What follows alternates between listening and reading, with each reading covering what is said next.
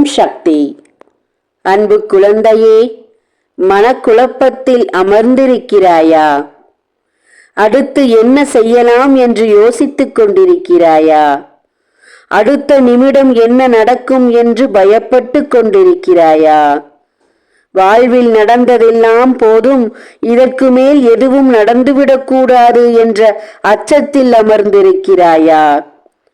ஒரு காரியத்தை மனதில் நினைத்து கொண்டிருக்கிறாய்.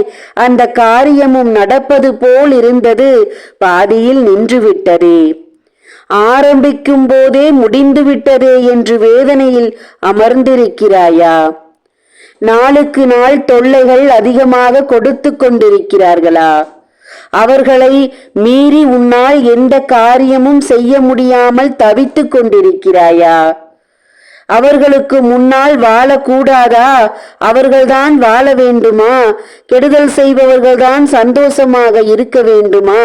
நான் இப்படியே கண்ணீர் விட்டு கொண்டுதான் இருக்க வேண்டுமா என்று குழம்பிக் கொண்டிருக்கிறாயா? என்னுடைய வாழ்க்கைதான் இப்படி போனது, என்னுடைய பிள்ளைகளின் வாழ்க்கையாவது உருப்படியான காரியத்தை செய்து என் பிள்ளையை சந்தோஷமான வாழ்க்கையை வாழ வைக்க வேண்டும் என்று எண்ணினாலும் அதற்கான காரியத்தை கையெடுக்க முடியவில்லையே என்று வருத்தத்தோடு அமர்ந்திருக்கிறாயா? நீ எங்கு சென்றாலும் பூத கண்ணாடியை வைத்து என்ன செய்து கொண்டிருக்கிறாய் என்று பார்த்து பார்த்து அந்த காரியத்தை எல்லாம் தடை செய்து கொண்டிருக்கிறார்களா? உன்னை வெளியே தலை காட்டக்கூடாது என்று பார்த்து கொண்டிருக்கிறார்களா? உன் பாதம் படும் இடத்தில் உன் காலடி மண்ணை எடுக்க வேண்டும் என்று காத்திருக்கிறார்களா? உன்னிடம் இருக்கும் ஒன்றை பறிக்க நினைக்கிறார்களா? உன்னிடத்தில் இருப்பதையும் பறிக்க நினைக்கிறார்களா? அன்பு பிள்ளையே, நான் சொல்லும் அத்தனையும் உன் வாழ்க்கையில் நடந்து கொண்டிருக்கிறதா?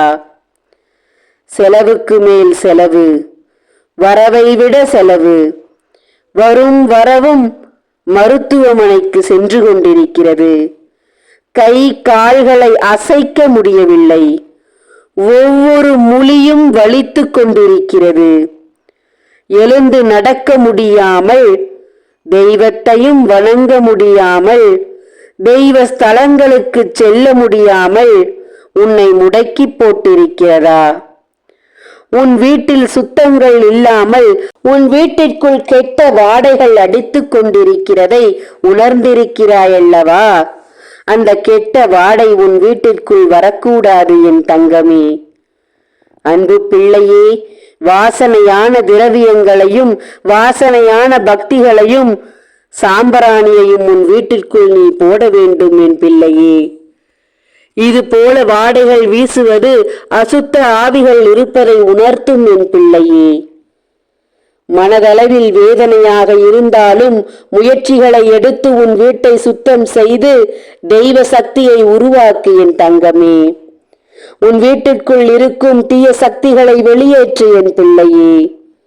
மனதளவில் வேதனையோடு நீ இருப்பதை நான் அறிகிறேன் என் தங்கமே.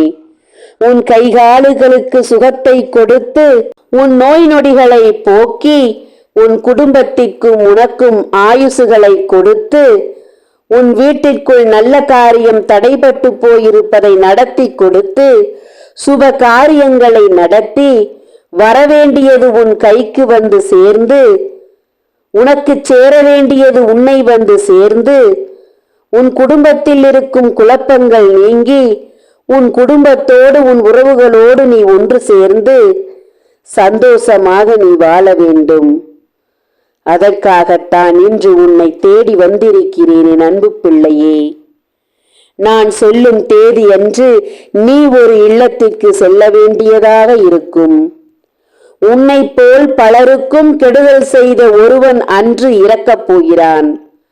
பலருடைய சாபத்தையும் வாங்கிய அவன், பலருடைய கண்ணீரையும் வாங்கிய அவன், பலருடைய வருத்தத்தையும் வேதனையையும் அத்தனையும் வாங்கி தன் தலையில் போட்டுக்கொண்ட அவன் அவன் முடிவுக்கு தயாராகிவிட்டான் என் பிள்ளையே. அவன் வீட்டிற்கு நீ செல்லும் நேரம் வந்துவிட்டது. இந்த உலகத்தை விட்டு அவன் செல்லும் நேரம் அவனோடு அவன் செய்த செய்வினையும் போய்விடும். என் பிள்ளையே, உன் வீட்டில் இருக்கும் தீய சக்திகளும் எதிர்மறையாற்றலும் அவனோடு கழிந்துவிடும்.